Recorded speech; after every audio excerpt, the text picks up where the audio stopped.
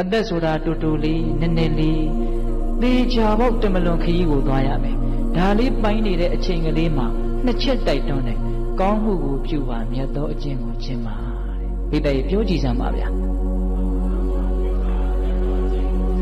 ကောင်းမှုကိုပြုပါမြတ်သောအကျင့်ကိုကျင့်ပါ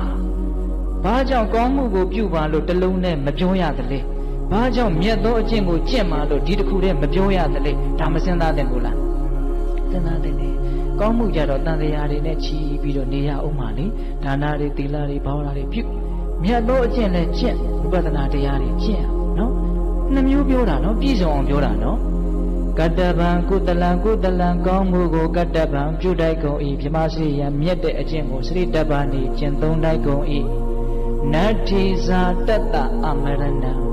ဇာတတ္တမွေးဖွားလာသောတတ္တဝါအမရဏံမသိဘူးဆိုတာနတ္ထိမရှိနိုင်ဘူးမွေးဖွားလာတဲ့တတ္တဝါမသိဘူးဆိုတာဘယ်နည်းနဲ့မှမဖြစ်နိုင်ဘူးတဲ့သေချာပေါက်သိမှာပဲအင်မတန်ရိုးတဲ့တရားပါတခါကြီးများဟုတ်လားမွေးဖွားလာတဲ့တတ္တဝါသေချာပေါက်သိမယ်တဲ့ဘာဆက်ပြောတော့ဆိုတော့မြတ်စွာဘုရားကရုဏာကြီးကြောင်းအင်မတန်ပေါ်လွင်တယ်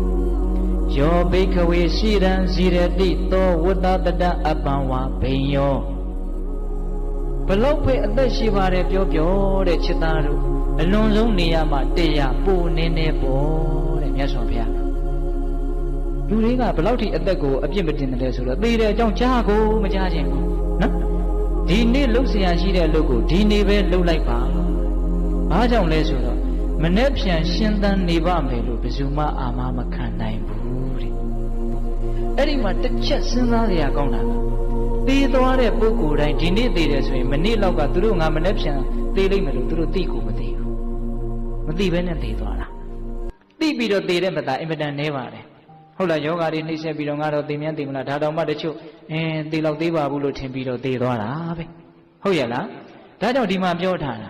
မနေ့ပြန်ရှင်နေပါမယ်လို့မနေ့ပြန်နေရပါဦးမယ်လို့ဘယ်သူမှမပြောနိုင်ပါဘူးတဲ့ဘာကြောင့်လဲဆိုတော့သေတရားအကြောင်းတရားတွေအများကြီးပိုင်ဆိုင်ထားတဲ့ဒီခန္ဓာကြီး